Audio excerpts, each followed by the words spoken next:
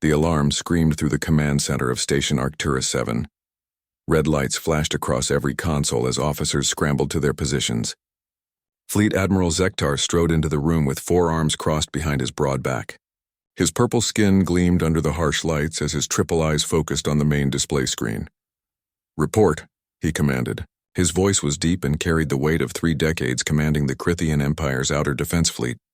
"Sir, we detected an unknown vessel at the edge of Sector 47 Delta," the sensor officer said. Her clawed fingers danced across the holographic controls. It appeared for exactly 4.7 seconds before vanishing completely. Zektar moved closer to the screen. The data showed a small blip, nothing more than a ghost on their sensors. The Crithian Empire had ruled this region of space for 200 years. Their technology was supreme. Their military was unmatched. Nothing entered their space without permission. "Size?" Zektar asked. "Approximately 40 meters, sir. Small craft. Single occupant based on the energy signature." The Admiral's mandibles clicked together in what passed for a Crithian smile. "Pirates, perhaps. Or explorers who stumbled too close to our borders." He turned to his tactical officer. "Dispatch 3 heavy cruisers. Standard intercept pattern. Bring them in for questioning." "Yes, sir." The tactical officer sent the orders immediately. Within minutes, 3 massive warships broke formation from the defensive perimeter. Each cruiser measured over 800 meters long and carried enough firepower to level a small moon. They moved toward the coordinates where the unknown vessel had appeared.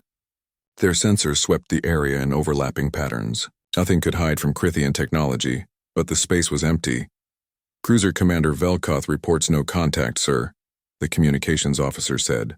"They're finding nothing. Not even residual ion trails." Zektar frowned. "That's impossible. Every ship leaves a trace. Expand the search grid." The cruisers spread out, their powerful sensors probing deeper into space. They searched for 3 hours. They found nothing. It was as if the vessel had never existed at all. Back on Station Arcturus 7, scientists gathered in the analysis laboratory. They examined the sensor data frame by frame. The vessel had appeared for 4.7 seconds. In that brief moment, the sensors had captured something unusual. The quantum signature was unlike anything in their database. "This technology is completely foreign," said lead scientist Morthak. He manipulated the data with his 6 fingers, rotating the 3-dimensional model. "Look at these energy patterns. The way it bends light and sensor waves around itself. I've never seen anything like it." His assistant, a younger Crithian named Pelrin, studied the readings carefully. "Could it be a new species? One we haven't encountered before?" Morthak shook his head. "Possible, but unlikely. We've explored most of this galactic arm. The only species with advanced technology are either part of our empire or too far away to reach this sector." The data was sent to the High Council on the Crithian homeworld. The response came back within hours. The council members reviewed the report and dismissed it as a sensor malfunction. Their message was clear and carried the arrogance of an empire that had never known defeat. "Arcturus 7 is an old station," the message read. "Its sensors are due for maintenance. The phantom reading was likely a glitch in the system. Continue normal operations," but Admiral Zektar wasn't convinced. He had commanded fleets for too long to ignore his instincts. Something about this incident felt wrong. The sensor data was too detailed to be a simple malfunction. The quantum signatures were too complex to be random noise. He sat alone in his private quarters that night, staring at the data on his personal terminal. The 4.7 seconds played over and over. Each time he saw the same thing. A vessel appeared, scanned their defenses, and vanished. It moved with purpose. It knew exactly what it was doing. Far beyond the Crithian Empire's borders, in a region of space the Crithians had marked as empty and uninteresting, a sleek black ship drifted silently. The vessel was unlike anything the Crithians had in their fleet. Its hull absorbed light instead of reflecting it. Its engines produced almost no detectable signature. Every system was designed for one purpose: to remain invisible. Inside the cockpit, Commander Sarah Chen removed her helmet and ran a hand through her short, dark hair. She was tired but satisfied. The mission had been a complete success. Her ship, the Wraith, had penetrated the Crithian Empire's supposedly impenetrable defense network. She had mapped their sensor positions, recorded their response times, and analyzed their tactical capabilities, all without being truly detected. Sarah opened a secure communication channel. The signal traveled through a series of relay stations, each one cloaked and hidden. Finally, it reached Earth 37 light-years away. Command, this is Wraith. Mission complete. I have full scans of their outer defense perimeter. Their sensors are powerful but predictable. Their response time is slow. They rely too much on overwhelming force and not enough on strategy. The voice that responded belonged to Admiral Zhang, commander of Earth's United Defense Command. Good work, Commander. Any indication they know what they detected? Sarah smiled. They saw us for less than 5 seconds.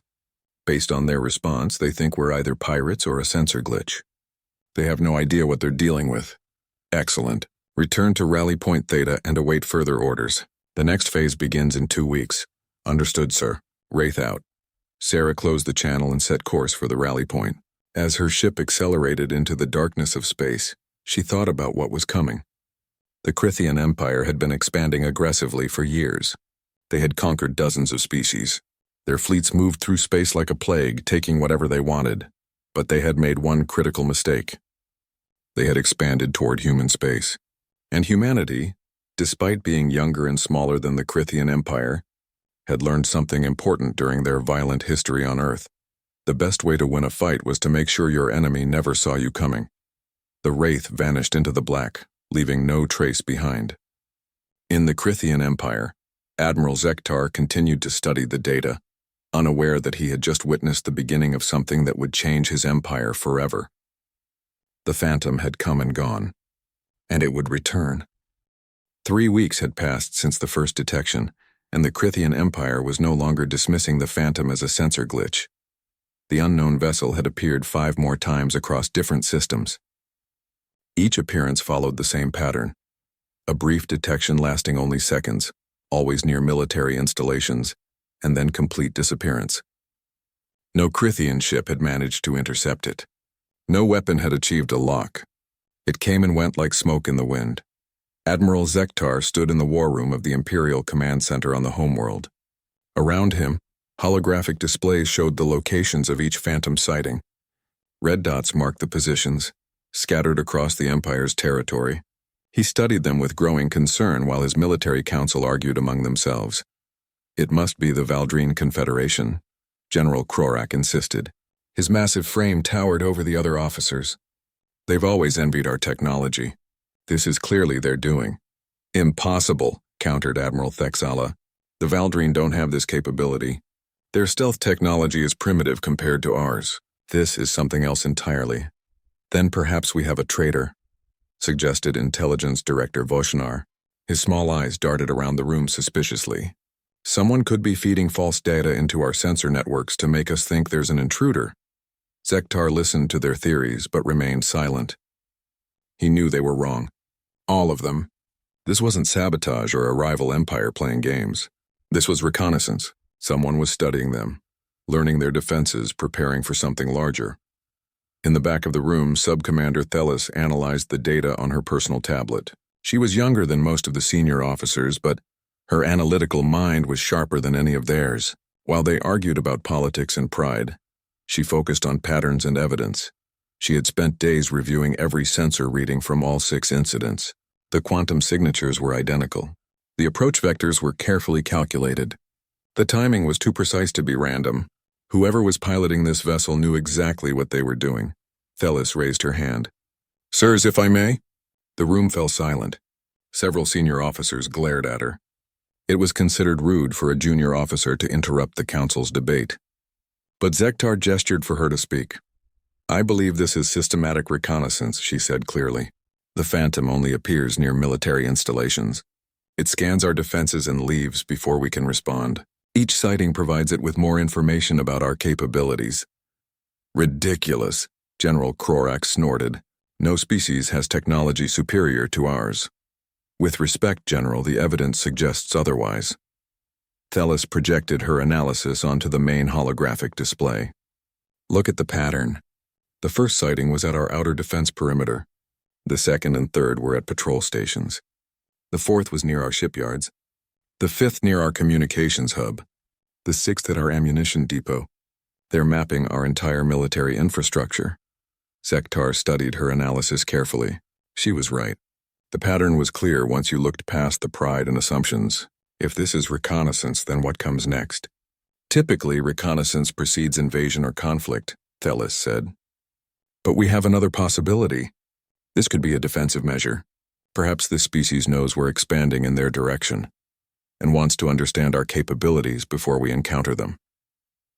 You're suggesting we're the aggressors? Admiral Thexala asked with disbelief in her voice. I'm suggesting we consider all possibilities, sir. The council erupted in angry protests. The idea that the mighty Crithian Empire could be perceived as a threat was insulting to their pride. They had conquered inferior species before, but always with good reason. They brought order and civilization to primitive worlds. They were heroes, not villains. Zektar raised his hand for silence. Sub-Commander Thelis makes valid points. We should increase surveillance and prepare defensive measures. Continue monitoring for the Phantom, but also investigate any unknown species in the regions where we're expanding. The Council reluctantly agreed, though many officers still believed they were chasing shadows or dealing with internal sabotage. Meanwhile, in human space, the situation was very different. Earth's United Defense Command had been operating in secret for 3 years. When humanity first detected the Crithian Empire, they had watched in horror as the aliens conquered the Thalian system. The Thalians had been a peaceful species with modest technology. The Crithians had destroyed their defense fleet in hours and occupied their worlds within days. Humanity realized they would be next if the Crithians continued expanding in their direction. But humanity had advantages the Crithians didn't expect. Centuries of warfare on Earth had taught humans to value strategy over strength. Nuclear submarine warfare had taught them the power of stealth. The Cold War had taught them the importance of intelligence gathering. So instead of building bigger warships to match the Crithian fleet, humanity had invested in something else entirely. They built ghost ships, vessels designed to slip past sensors, gather information, and disappear without a trace. Commander Sarah Chen stood in the briefing room of Rally Point Theta, a hidden station in an asteroid field. Around her sat the pilots of 17 other Wraith-class stealth ships. They were humanity's first line of defense and its greatest secret. Admiral Zhang addressed the group through a secure holographic transmission. You've all done excellent work. Your reconnaissance has given us a complete picture of Crithian military capabilities. Now we move to Phase 2. The holographic display showed a star map. Multiple human ships were marked in positions throughout Crithian space, all completely undetected. We're not going to wait for them to find Earth, Zhang continued. We're going to make first contact on our terms. But we need more information first. I want scans of their homeworld defenses, their fleet compositions, and their supply lines. Go deep, stay hidden, and report back. We have 2 weeks before we initiate contact protocol. Sarah raised her hand. Sir, when we do make contact, what's our objective? Are we trying to negotiate or intimidate? Both, Zhang replied. We want them to understand that we're not easy prey, that any invasion of human space will cost them dearly. But we also want to avoid full-scale war if possible. We'll show strength but offer peace. The briefing continued for another hour. Each pilot received specific assignments. Some would scout fleet positions. Others would map supply routes. A few would place monitoring devices near key installations. When the meeting ended, Sarah returned to the Wraith. Her co-pilot, Lieutenant James Park, was running pre-flight checks. Another milk run into enemy territory? James asked with a slight smile. This time we're going deep, Sarah replied. We're heading for their core systems, the areas they consider completely secure. James whistled softly. That's bold. If we get caught there, they'll throw everything at us. Then we won't get caught. The Wraith launched from Rally Point Theta along with the other stealth ships. They scattered in different directions, each heading for their assigned targets. The ships moved through space like shadows, invisible to every sensor that swept past them. Back in the Crithian Empire, Admiral Zektar reviewed reports in his office. 3 more phantom sightings had been reported in the last day. The vessel was becoming bolder, penetrating deeper into Imperial space. He thought about Sub-Commander Thelis and her analysis. She was right about the pattern. Someone was studying them. But the question that kept him awake at night was simple and terrifying. If someone had technology this advanced, why were they hiding? Why not reveal themselves with pride? The only answer that made sense was the most troubling one. They were preparing for war. The Grand Council chamber on the Crithian homeworld was in chaos. 50 council members shouted at each other while holographic displays showed the humiliating footage from Drathum. 30 warships disabled in 40 seconds. An unknown species demonstrating clear technological superiority. The pride of the Crithian Empire wounded in a way that military defeats couldn't match. Supreme Chancellor Vexarin slammed his ceremonial staff against the floor. The sharp sound echoed through the chamber and brought temporary silence. "We have heard Admiral Zektar's report," the Chancellor said, his voice heavy with barely controlled rage. "An unknown species calling themselves humans has violated our space, spied on our military, and attacked our fleet. This cannot stand. The Crithian Empire does not bow to threats from primitives hiding in the darkness." Admiral Zektar stood in the center of the chamber. "With respect, Chancellor, these humans are not primitives. Their technology is more advanced than ours in several key areas. Their tactics are sophisticated. Their pilots are highly skilled. I recommend we pursue diplomatic channels before, coward," General Krorak interrupted. "You suggest we negotiate with species who attacked us? They disabled our ships and humiliated our military. The only appropriate response is total retaliation." Many council members voiced their agreement. The Crithian Empire had built its power through strength and decisive action. Backing down from any threat would be seen as weakness. Other species might think they could challenge Crithian authority. In the back of the chamber, Sub-Commander Thelis listened with growing dread.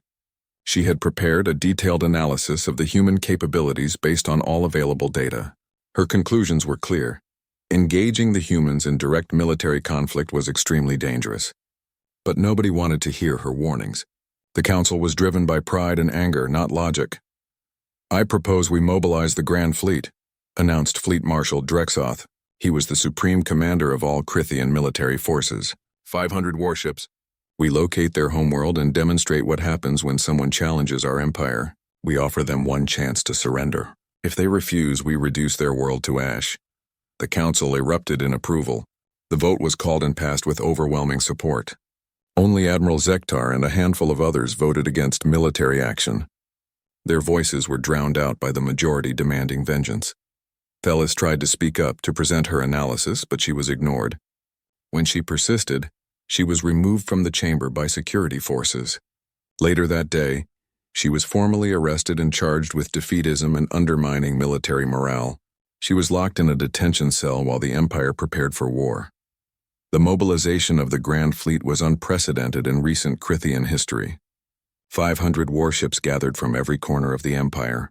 Carriers, battleships, cruisers, destroyers, and support vessels formed a fleet that could devastate entire star systems. The combined firepower could crack planets or sterilize worlds.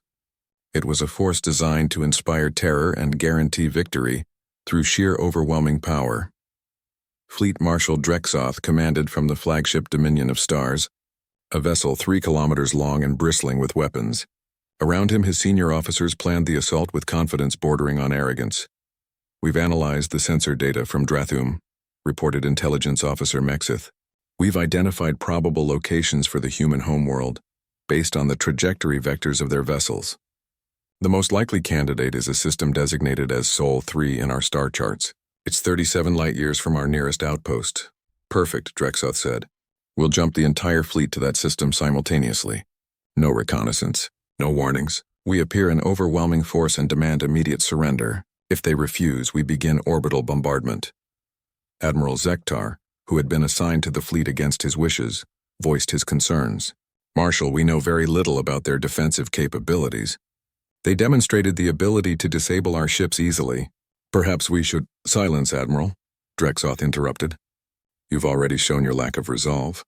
I should have you removed from this fleet, but the Council insisted you participate. Consider this your opportunity to redeem yourself." The Grand Fleet jumped to faster-than-light travel, heading toward the coordinates they believed would lead them to Earth. The journey would take 3 days.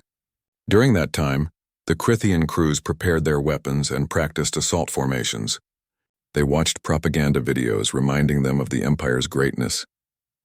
They convinced themselves that victory was certain.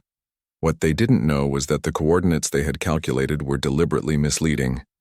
The humans had anticipated this response. Every sensor reading, every trajectory vector, every piece of data the Crithians had collected had been carefully manipulated to lead them to the wrong location. When the Grand Fleet emerged from faster-than-light travel, they found themselves in an empty system with no planets, no stations, and no signs of civilization. Just empty space, one small automated defense platform, and 3 human ships waiting for them. "This is a trap," Admiral Zektar said immediately. "We should withdraw and reassess." "Nonsense," Drexoth replied. 3 ships against 500? We'll destroy them and force them to reveal their homeworld's location." The 3 human ships didn't run. Instead, they moved toward the Crithian fleet with casual confidence. Captain Marcus Webb's voice came over standard frequencies. "Welcome to nowhere, Marshal. Did you really think we'd leave accurate navigational data lying around for you to find? We knew you'd respond with force. Your empire has never known any other way, so we prepared a lesson for you. All ships, weapons free. Destroy those vessels," Drexoth ordered. The 3 human ships split up and accelerated to impossible speeds. They darted through the Crithian formation, dodging weapons fire with movements that defied physics. The Crithians fired thousands of shots. Not one connected. Then the human ships changed tactics. Instead of fighting, they ran. They led the Crithian fleet on a chase deeper into the system, toward a massive nebula that filled half the sky with swirling purple and green clouds. "They're running. After them," Drexoth commanded. The Grand Fleet pursued. But as they entered the nebula, their sensors began to fail. The dense particle clouds interfered with every detection system the Crithians possessed. They were flying blind, relying on visual tracking and short-range instruments. The human ships disappeared into the clouds. The Crithian fleet followed, maintaining tight formation to avoid getting separated. That's when the ambush began. Human ships appeared from the nebula clouds, attacked single targets with precise weapons fire, and vanished back into the mist before the Crithians could respond. They used hit-and-run tactics, striking from unexpected angles and disappearing before retaliation was possible. Worse, the dense nebula caused confusion among Crithian ships. Unable to see clearly, several vessels accidentally fired on their own fleet members. Others collided with unexpected obstacles hidden in the clouds. Navigation became nearly impossible as magnetic fields disrupted their instruments. "Marshal, we're taking heavy losses," Admiral Zektar reported. "We've lost over 100 ships to enemy action, friendly fire, and navigational hazards. We need to withdraw from the nebula immediately." "We will not retreat," Drexoth shouted. "The Empire does not run from primitive ambushes." But the situation continued to deteriorate. The human ships seemed to navigate the nebula perfectly, as if they could see clearly while the Crithians stumbled blindly. They attacked critical support vessels, destroying supply ships and medical frigates. They targeted communication relays, cutting off coordination between different fleet elements. After 6 hours of chaos in the nebula, the Crithian fleet had lost 147 ships. Another 80 were damaged. Morale was collapsing. Crews were exhausted and frightened. The mighty Grand Fleet was being torn apart by a handful of vessels they couldn't even locate properly. Finally, Admiral Zektar took command. "All ships, this is Admiral Zektar.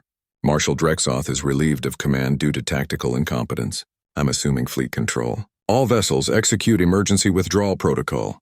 Exit the nebula on my mark. Jump to Rally Point Epsilon, now." The Crithian fleet retreated. They jumped to faster-than-light speed and fled the system, leaving wreckage and bodies floating in the nebula clouds. The Grand Fleet, designed to conquer worlds, had been defeated without ever reaching the human homeworld or engaging in a proper battle. As the battered fleet regrouped at a safe distance, Admiral Zektar looked at the casualty reports and felt sick. 147 ships destroyed, over 30,000 Crithians dead, and they hadn't even scratched the human defenses. The Empire's pride had led them into a disaster. And somewhere in the darkness of space, the humans were watching and waiting. The neutral space station Haven 7 orbited a dead moon in unclaimed territory between Crithian space and several other civilizations. It was a place where diplomats met, traders conducted business, and species who might be enemies elsewhere could interact peacefully. The station's neutrality was guaranteed by treaty and protected by automated defense systems that would destroy any vessel that committed violence near the station. Admiral Zektar arrived in a small diplomatic shuttle. He wore a formal uniform but carried no weapons. Behind him walked Sub-Commander Thalis, recently released from detention and promoted to Admiral Zektar's personal advisory staff. The Council had needed her expertise once their military pride had resulted in disaster. They entered the negotiation chamber, a circular room with a large round table at its center. On the opposite side, Captain Marcus Webb entered with 2 human officers. Webb looked tired but alert. He moved with the careful confidence of someone who knew he held the stronger position but wasn't interested in rubbing it in. The 2 groups sat across from each other. For a long moment, nobody spoke. They simply studied each other, these 2 species who had been dancing around conflict for months. Finally, Zektar broke the silence. "Captain Webb, thank you for agreeing to meet." "Admiral," Webb nodded respectfully. "I'm glad you chose negotiation. We were prepared to continue defensive actions indefinitely if necessary, but we prefer peace. Your defensive actions cost us 147 ships and over 30,000 lives," Zektar said quietly. There was pain in his voice, but not anger, just sadness. "And if we hadn't demonstrated our capabilities, how many lives would have been lost when your empire invaded Earth?" Webb replied. "We watched you conquer the Thalians. They tried to negotiate. You destroyed their civilization anyway. We decided we wouldn't let that happen to us." Thalis leaned forward. "Captain Webb, I've studied everything we know about your species. Your tactics, your technology, your strategy. I have questions if you're willing to answer them." Webb smiled slightly. "Ask. We've been watching you for years. It's only fair you learn about us." "Your stealth technology," Thalis began. "It's unlike anything in our database." "How did you develop it?" "Centuries of warfare on our homeworld," Webb explained.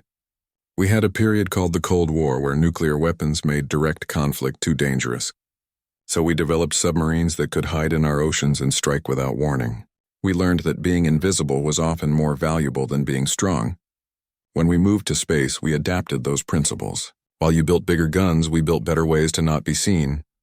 Zektar processed this information. "You've been preparing to face us for how long?" 3 years, Webb said. "We detected your empire when you conquered the Thalian system. We realized you were expanding in our direction, so we started watching and learning." 3 years? Zektar felt his blood run cold. "The first time we detected your vessel was only weeks ago." "Actually, that was the first time we let you detect us," Webb corrected gently. "We had 27 ships operating in your space at that point. You found one once for exactly 4.7 seconds, and only because we wanted you to start noticing us. We needed to establish contact eventually." The implications were staggering. For 3 years, humans had been invisible observers throughout the Crithian Empire. They had watched military exercises, mapped defenses, studied tactics, and prepared countermeasures. The Crithians had been completely blind to this espionage. "Why reveal yourselves at all?" Thalis asked. "If you could remain hidden, why make contact?" "Because hiding forever wasn't a solution," Webb replied. "Eventually your empire would reach our borders. First contact would happen whether we wanted it or not. We chose to control when and how that contact occurred. We revealed ourselves on our terms, demonstrated our capabilities, and made it clear that invading human space would be costly. You could have attacked us," Zektar said. "With your stealth capabilities, you could have assassinated leaders, destroyed key installations, crippled our military before we knew you existed. Why didn't you?" Webb's expression became serious. "Because that's not who we are, Admiral. We're not conquerors. We're survivors. We learned through hard experience that the best defense is to be too difficult to attack. We don't want your territory. We don't want to rule your species. We just want to be left alone to develop in peace." "But you humiliated our empire," Zektar said. "You defeated our grand fleet." "We defended ourselves," Webb corrected. "You brought 500 warships to destroy our homeworld. We led you into a trap and convinced you that continuing the assault would be too costly. That's not humiliation. That's deterrence." Thalis studied the human captain carefully. "You speak of defense and survival, but your technology is clearly advanced. Your tactics are sophisticated. You could expand, conquer other species. Why don't you?" "Because we remember what it's like to be conquered," Webb said quietly. "Our history is full of empires that rose and fell. We've experienced colonization, slavery, genocide. We know what it feels like to be the weaker species facing a stronger enemy. We decided that when we reached the stars, we wouldn't become the monsters from our own history." The room fell silent. Webb's words carried a weight that transcended military capability or technological advancement. They spoke of a species that had learned from its mistakes rather than repeating them endlessly. "What do you want from us?" Zektar asked finally. "Three things," Webb replied. "First, halt your expansion toward human space. Stay at least 20 light years from our borders. Second, no military vessels or stations within 50 light years of our territory. Third, formal recognition that human space is sovereign and off-limits to Crithian expansion. And in return, we'll do the same. We won't expand toward your territory. We won't spy on your military. We'll respect your borders as long as you respect ours. We'll even share some technology that might be mutually beneficial. Not weapons, but medical advances, agricultural techniques, things that help both species prosper." Zektar looked at Thelis. She nodded slightly. They had discussed this possibility before the meeting. The terms were reasonable, perhaps even generous considering humanity's demonstrated superiority. "I'll present your terms to the High Council," Zektar said. "I believe they'll accept. The alternative is continued conflict we cannot win." "I'm glad you see it that way," Webb said. "But I need you to understand something, Admiral. We didn't win because we're stronger. We won because we were smarter about when and how to fight. Your empire is powerful. Your technology is impressive. Your warriors are brave, but you rely too much on direct force. You assume that overwhelming power guarantees victory. We learned a long time ago that David can beat Goliath if David is clever enough." "David and Goliath?" Thelis asked. "An old story from our history," Webb explained. "A small warrior defeated a giant not through strength, but through using the right tool at the right moment. A sling and stone against armor and sword. It's a lesson about asymmetric warfare." The meeting continued for several more hours. They discussed borders, trade possibilities, communication protocols, and emergency contact procedures. By the end, they had drafted a treaty that both sides could accept. As they prepared to leave, Zektar asked one final question. "Captain Webb, how many of your stealth ships are in our space right now?" Webb smiled enigmatically. "That's classified, Admiral. But I will say this, we're always watching. Not to threaten you, but to ensure our security. As long as you respect our borders, you'll never see us. But if you ever threaten human space again, we'll be ready." The negotiations concluded successfully. The treaty was signed 3 weeks later. The Crithian Empire officially recognized human sovereignty and agreed to maintain distance from their territory. In return, humanity shared agricultural technology that helped feed Crithian colonies and medical treatments for diseases the Crithians had struggled to cure. Sub-Commander Thelis was promoted to Admiral and became the official liaison between the two species. She worked to build understanding and prevent future conflicts. Over time, she developed a deep respect for humanity's approach to galactic politics. On Earth, Commander Sarah Chen stood in the hangar bay of Rally Point Theta, watching as new Wraith-class vessels were launched. The fleet had grown from 27 ships to 50. More were being constructed in hidden shipyards throughout human space. Captain Marcus Webb walked up beside her. "Congratulations on the promotion, Commander. Or should I say Captain Chen?" Sarah smiled. "Thank you, sir. Though I have to admit I'll miss flying the Wraith." "You'll still fly," Webb assured her. "But now you'll command the entire stealth division. We need experienced leaders. The treaty with the Crithians is holding, but there are other species out there. Other potential threats. We can't let our guard down." "Do you think we'll ever be able to stop hiding?" Sarah asked. "Ever be able to just exist without constantly preparing for conflict?" Webb looked out at the stars beyond the hangar bay doors. "Maybe someday, but for now we remain the phantoms in the dark. The galaxy thought humans would be easy prey. They never saw us coming. And as long as we maintain that advantage, we stay safe." Sarah nodded. She understood. Humanity had learned hard lessons about survival. They had developed technology not for conquest but for protection. They had mastered the art of being invisible until they chose to reveal themselves.